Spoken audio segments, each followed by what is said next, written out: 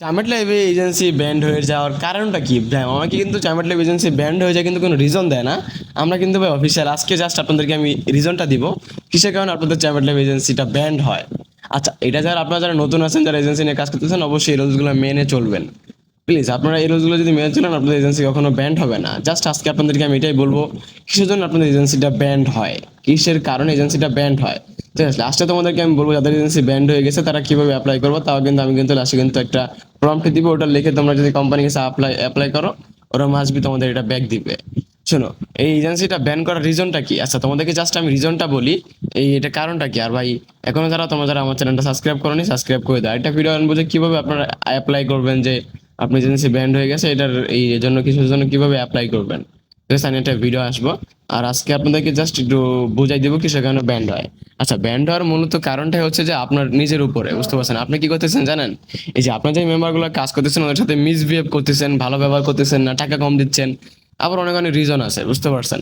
মনে করেন টাকা কম দেন, এই হোস্টের টাকা কম দেন, মেরে দেন, ডলার উইথড্র করে টাকা নিয়ে নেন। আবার অনেকে আছে কি করে জানেন ভাই, ফেস ভেরিফিকেশন অ্যাকাউন্ট কিনে ভাই, বলে কি ভাই একটা মেয়েকে দেন, আমি ওকে ফেস ভেরিফাই করে দিচ্ছি, প্রতিটা মেম্বার জন্য আপনাকে আমি 100 টাকা করে দিব। ভাই 100 টাকার জন্য ভাই লাখ লাখ টাকা হারাচ্ছে ভাই কিছু কিছু পাবলিক, তারপর বাঙালিরা। বুঝছো, অন্য কোনো এজেন্সি কিন্তু এরকম কিন্তু হয় না, শুধু বাংলাদেশে শুধু এই সমস্যাটা হচ্ছে। রিজনটা হচ্ছে এই যে ও মনে করেন ভালোভাবে করতে পারতেছে না, বুঝতে পারছেন? মেম্বারদের নিয়ে ফ্রড করতেছে। আমি আজকে একটা লাইভে গেছিলাম, বুঝলেন, মানে অ্যাপে ঢুকছি ভিডিও বানানোর জন্য।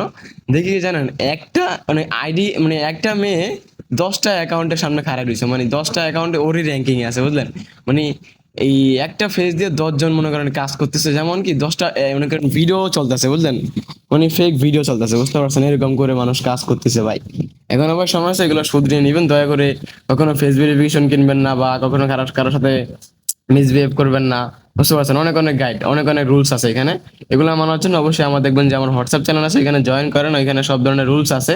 রুলগুলো যদি আপনি মেনটেন করতে পারেন তাহলে আপনি এখানে সাকসেসফুল এজেন্ট হতে পারবেন। ভাই দয়া করে কারো টাকা কখনো মেরে খাওয়ার চেষ্টা করবেন না।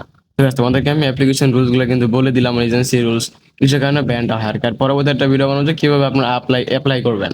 ঠিক আছে, সবাই ভালো থাকেন, বাই, ছিল আমার ভিডিও।